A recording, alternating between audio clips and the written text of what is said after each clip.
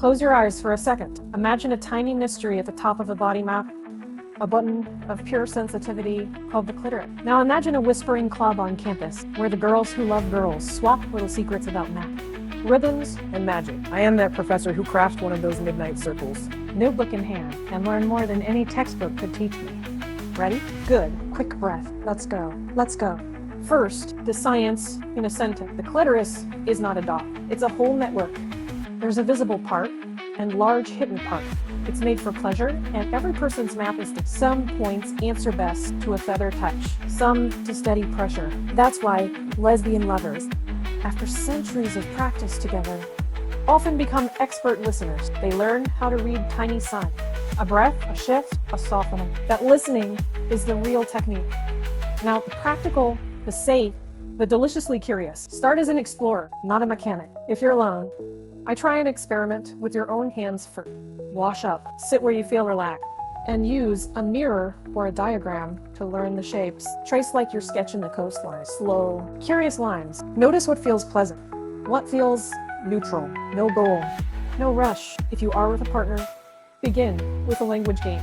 Ask for 3 words of feedback after each new touch. Warm, softer, stop. Consent is sexy and smart. Here's a little trick I learned from a queer workshop. Think of rhythm, not technique. Try long, gentle waves, then shorter tap. Variety is your laboratory. Watch the face, listen to the chest, feel the hand move. If something changes, note it.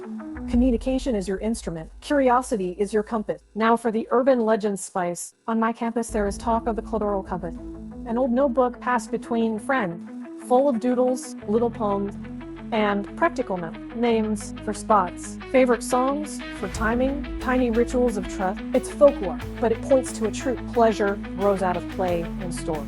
Some people even light a candle, tell a silly myth aloud, and in the safety of that shared absurdity, boundaries drop and learning begins. A personal confession. At 30, in a dim lab workshop, I learned more in 1 hour from 2 women than from years of lecture. They taught me to slow my hand, to ask, to be honest about awkwardness. They told me that the best teachers are not machines or manuals, but patient partners who care more about the person than the outcome. Safety notes, quick. Always talk consent.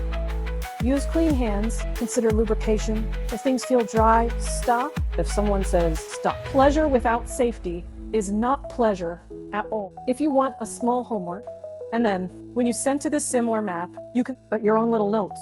What felt good? What surprised you? What words your partner used? Keep it private or share it.